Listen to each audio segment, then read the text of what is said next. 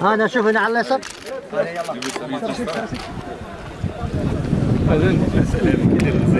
السلام عليكم. لا تنسوا الاعجاب بالفيديو والاشتراك في القناة تشجيعا لنا لنستمر بنشر المزيد إن شاء الله. أيام قليلة قبل انطلاق نهائيات كأس إفريقيا، والتي ستحتضنها دولة ساحل العاج بداية من شهر يناير الجاري، سنعود بكم اليوم إلى استرجاع ذكريات ونوستالجيا مشاركة المدربين المغاربة على رأس كتيبة أسود الأطلس. وقد كانت البداية مع واحد من الوجوه الرياضية البارزة في تاريخ كرة القدم المغربية. الأمر يتعلق بالنجم عبد الرحمن بلمجدوب.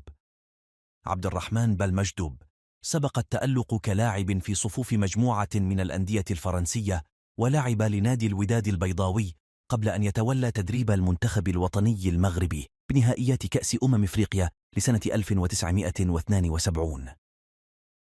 بعد 8 سنوات على مشاركة بلمجدوب، وخلال نهائيات كأس إفريقيا لسنة 1980 التي أقيمت بدولة نيجيريا، أسندت مهمة تدريب المنتخب المغربي مجددا للأطر الوطنية. وهذه المرة كان الموعد مع حمادي، حميدوش ومحمد جبران، حيث تمكن المدربان من قيادة المنتخب الوطني المغربي للوصول إلى المربع الذهبي والحصول على الرتبة الثالثة. حمادي حميدوش واحد من اللاعبين البارزين في تاريخ كرة القدم الوطنية، والذي احترف بالبطولة الفرنسية وتألق كلاعب في فرق الأحياء وبنادي اتحاد الزموري للخميسات، قبل أن يدخل عالم الاحتراف كلاعب ويصبح مدربا حقق العديد من النتائج الإيجابية. بعد حمادي حميدوش وجبران، سيغيب المدربون المغاربة عن نهائيات كأس إفريقيا ل24 سنة كاملة، قبل أن يكسر الأسطورة بادو الزاكي هذا الرقم ويتمكنوا من التأهل والمشاركة في نهائيات كأس إفريقيا لسنة 2004، والتي أقيمت بتونس، حيث حقق المنتخب المغربي نتائج قوية ومبهرة، وتجاوز منتخبات كانت مرشحة للفوز باللقب كمنتخب نيجيريا، الجزائر ومالي. وواصل أسود الأطلس رحلتهم بهذه البطولة حتى النهائي، حيث خسر المنتخب المغربي النهائي أمام نسور قرطاج بتفاصيل وجزئيات بسيطة. بادو الزاكي أعاد هيبة الأطر الوطنية وأعاد اسم المدرب المغربي للواجهة، فبعدما صنع لنفسه اسما لامعا في مجال حراسة المرمى، مما دفع نادي مايوركا الإسباني لنحت تمثال له، تمكن أيضا من أسر قلوب ملايين المغاربة الذين خرجوا لاستقبال أسود الأطلس بعد عودتهم من تونس. كون صريح، احنا خسرنا النهائية في الفندق، لأن كنا في فندق، ملي كنا في المونستير كنا في فندق اللي هو محجوز للاعبين، ممنوع شي واحد يدخل عندنا. المنتخب المغربي فقط؟ المنتخب المغربي. ملي مشينا لتونس حجزنا الفندق، الا وكان تفاجئوا ب3 ايام قبل حشد كبير من الجماهير المغربيه اللي جات سكنت معنا، ومن طبيعه الحال عشنا الجحيم. لا حنا الجماهير المغربيه، الجماهير المغربيه اللي سكنت معنا في الفندق. جات تناصركم يومها؟ جات تناصرنا، وكنخرجوا بتشجيعات، كندخلوا المطعم بالغوات، كنمشيو للتدريب بالغوات. يعني 3 ايام ما ركزنا فيها، ما اشتغلنا في خاطرنا. يعني لا خسرنا المباراه ديال النهائيه، احنا خسرنا في الفندق، والدليل على ذلك ربع ساعه او نصف ساعه الاولى ما كناش في المباراه، كنا خارج مشكل التنظيم. يعني ماشي مشكل ديال الحكم يمكن له يغلط، ولكن الحكم اللي كتدخل راه ما كيمنحهاش. لهذا حنا خسرنا المباراه ديال النهائيه داخل الفندق.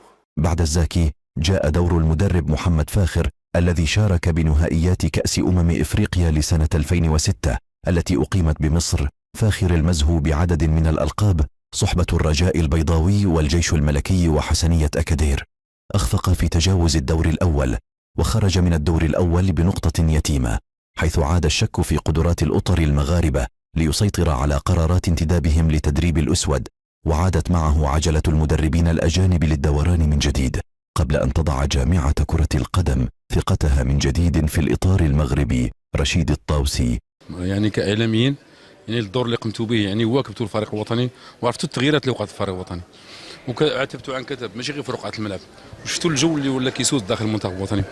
فكنطلبوا منكم باش تزيدوا تساندونا وتساعدونا اكثر، حتى ممكن نديروا يد في اليد باش ننظموا كاس افريقيا في 2005 تكون في المستوى العالي، حتى ممكن الفريق الوطني في المغرب ان شاء الله غيدي كاس افريقيا ان شاء الله.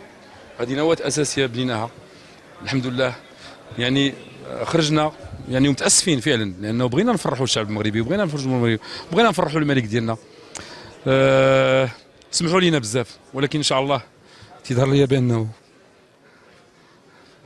المستقبل ان شاء الله غادي يكون خير. شكرا.